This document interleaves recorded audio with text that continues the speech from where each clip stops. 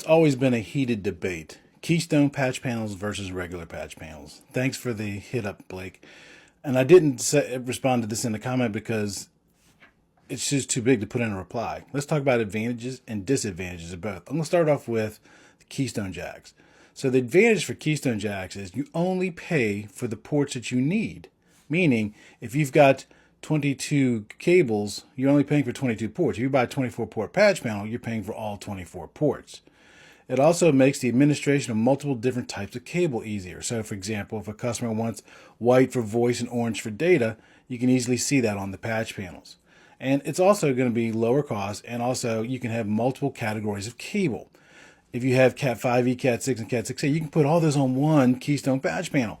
You can't do that with a regular patch panel. You'll need 3 different patch panels for that. So those are the advantages for Keystones. Disadvantages are they're harder to make the back of the patch panel look more uniform because you're doing each individual cable, cutting them and dressing them in. I've seen a lot of poor quality Keystone terminations versus regular patch panel terminations.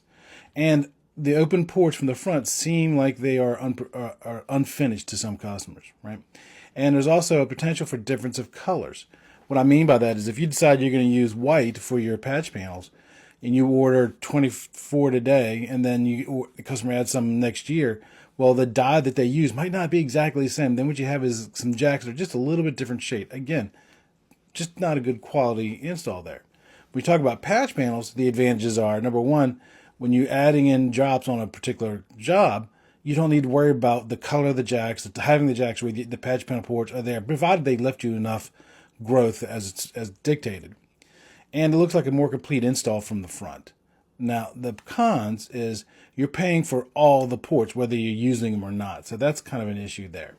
And then you also need to have multiple patch panels for different categories of cabling. So I mentioned on the other one, if you had a Cat 5e, Cat 6, and Cat 6a, you need to have 3 different patch panels to do that. Where with a Keystone jack, you only need 1 patch panel. So which do I prefer? Depends on the customer, depends on my text, depends on the situation. They both have advantages and disadvantages. Hope this helps.